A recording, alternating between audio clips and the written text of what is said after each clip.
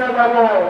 জনস্বার্থের বিরুদ্ধে গেলে রাজপথে প্রতিবাদ, সংসদে প্রতিবাদ হবে। আমরা বাংলাদেশে ইতিবাচক রাজনীতি করব। বিএনপি সংসদে শপথ নিয়েছেন, সাংবিধানিক পরিষদের শপথ নেন নাই।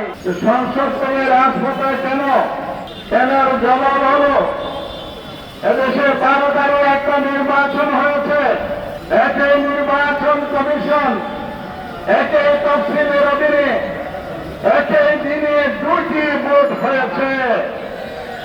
জনগণ ভোট দিয়েছে কিসে? একটা হলো জাতীয় সংসদ গঠনের জন্য, দ্বিতীয় ভোট দিয়েছে সংবিধান সংস্কার পরিষদ গঠন করে সংস্কার বাস্তবায়নের জন্য। নির্বাচনের পর নির্বাচন কমিশন 2টি শপথনামা সরবরাহ করেছে নির্বাচিত সদস্যদের উদ্দেশ্যে। একটি শপথ সংসদ গঠনের জন্য সংসদ সদস্যদের শপথ, দ্বিতীয় শপথ হচ্ছে সংবিধান সংস্কার পরিষদ গঠনের জন্য সংসদের সংবিধান সংস্কার পরিষদের সদস্যের শপথ। এই 2টি হল জমন সন্তান। তারপর 12 ফেব্রুয়ারি 26-এর নির্বাচন। কিন্তু বিএনপি সুকৌশলে সংসদে শপথ নিয়েছেন, সাংবিধানিক পরিষদের শপথ নেন নাই।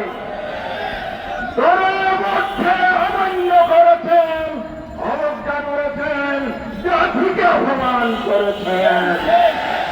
শুধু কি তাই, সংসদ অধিবেশন সংস্কার অধিবেশন শেষ দিনে বিরোধীদের নেতা আমির জামাত ডাক্তার শফিকুর রহমান স্পিকারের দৃষ্টি আকর্ষণ করেছেন।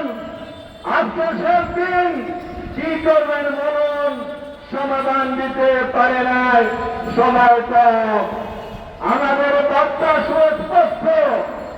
আমির জামাত শীর্ষ নেতৃবৃন্দ মাহবুব ভাই আব্দুল কাদের সহ সবাই মিলে যে ঘোষণা দিয়েছিলেন, আমরা বাংলাদেশে ইতিবাচক রাজনীতি করব, সেটার অর্থ হল সরকার যদি সংস্কার করে, জনস্বার্থে কাজ করে, সহযোগিতা দেব।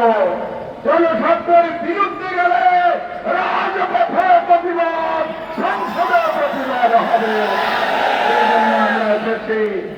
আজকে আরেকটা জঘন্য ঘটনা সংসদে ঘটেছে। গতকাল সংসদে যে অধ্যাদেশ উপস্থাপন করেছে, অন্তর্বর্তীকালীন যেই 133টি অধ্যাদেশ অনুমোদন দিয়েছিল, সেখান থেকে 20টি অধ্যাদেশ বাদ দিয়েছে।